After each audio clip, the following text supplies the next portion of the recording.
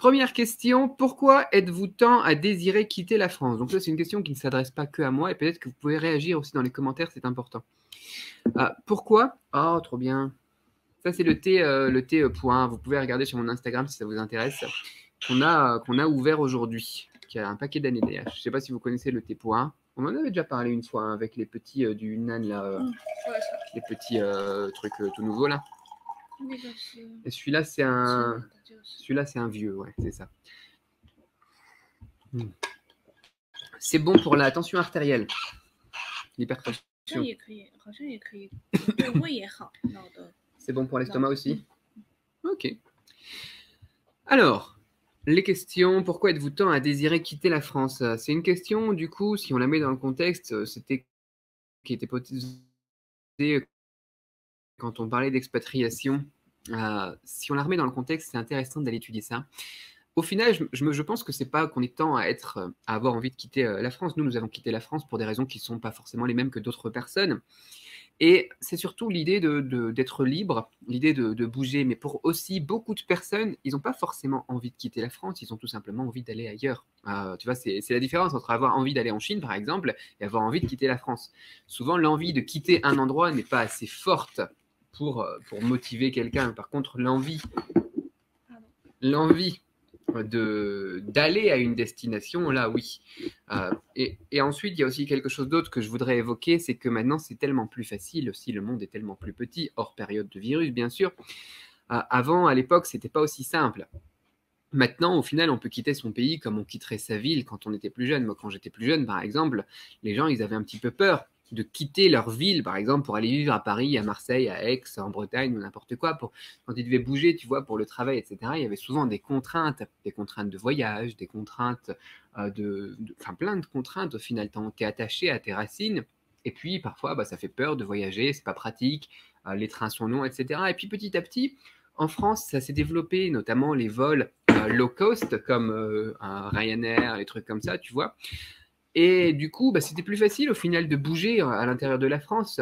Et ensuite, bah, c'est pareil, à l'intérieur de l'Europe, au final, on remarquait, et nous on en a profité aussi à l'époque, on pouvait se rendre en Italie avec un petit billet d'avion à 30 euros, tu vois, c'était sympa aussi, tu vois. Et maintenant, les choses ont évolué encore, ça fait quand même une quinzaine d'années depuis tout ce temps-là, quoi. Et maintenant, les choses ont encore évolué. C'est très simple aussi d'aller vivre dans un autre pays. Et on se rend compte en plus, je l'évoquais la dernière fois aussi, c'est que maintenant, avec notamment eh bien, cette fois-ci la crise du Covid et compagnie, crise sanitaire, crise économique, et le télétravail qui s'est un petit peu démocratisé, les gens ils se rendent compte qu'ils n'ont plus forcément d'attache géographique à leur lieu d'entreprise, à leur lieu de travail. Et du coup, puisqu'on peut vivre où on veut, pourquoi au final ne pas aller vivre aussi à l'étranger, à un endroit où le climat serait plus agréable, à un endroit où on pourrait donner une meilleure éducation à nos enfants, par exemple, à un endroit où qu'est-ce qu'on a d'autre comme critères? Je ne sais pas quels sont vos critères, quoi. Mais on se rend compte qu'au final, voilà, on n'est plus obligé de rester au même endroit. Tu vois, on n'est pas tous des expatriés fiscaux, on n'est pas tous des expatriés parce qu'on en a marre de la France. Au final, on s'en va de la France parce que peut-être qu'on a envie de découvrir d'autres choses ou peut-être qu'on a trouvé quelque chose de mieux. On parlait du problème, par contre, que certains pensent que l'herbe est plus verte ailleurs et finiront peut-être par rentrer en France au final. Mais la grosse chance qu'on a, c'est qu'on peut partir maintenant. On se rend compte que l'on peut partir. Et ça, c'est quelque chose qui est formidable, quoi. Faut pas voir juste le négatif là-dedans, au final. Ce sont des possibilités, ce sont des portes, ce sont des opportunités. Autant les saisir. Moi, mon but, nous dit Christophe, c'est juste de quitter la France, mais maintenant, ça va être compliqué de s'expatrier. Mais pourquoi est-ce que ton but, c'est de quitter la France seulement? C'est triste, ça, quand même. C'est pas si complexe de s'expatrier maintenant, au final. Surtout, d'ailleurs, que on se rend compte que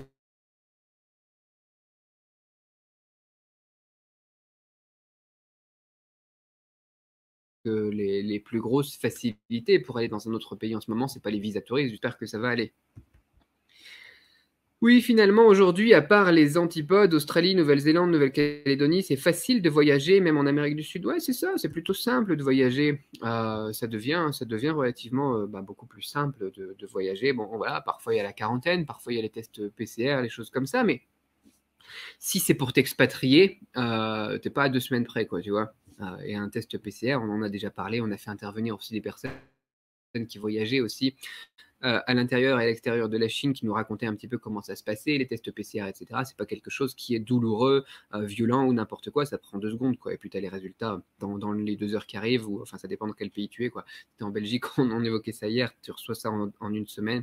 Si tu es en Chine, tu reçois ça sous quelques heures maximum le lendemain matin. Donc c'est une mauvaise excuse de se dire voilà, on peut plus voyager, je peux pas m'expatrier maintenant à cause de la situation actuelle. C'est pas vrai, au contraire, c'est le meilleur moment maintenant pour s'expatrier.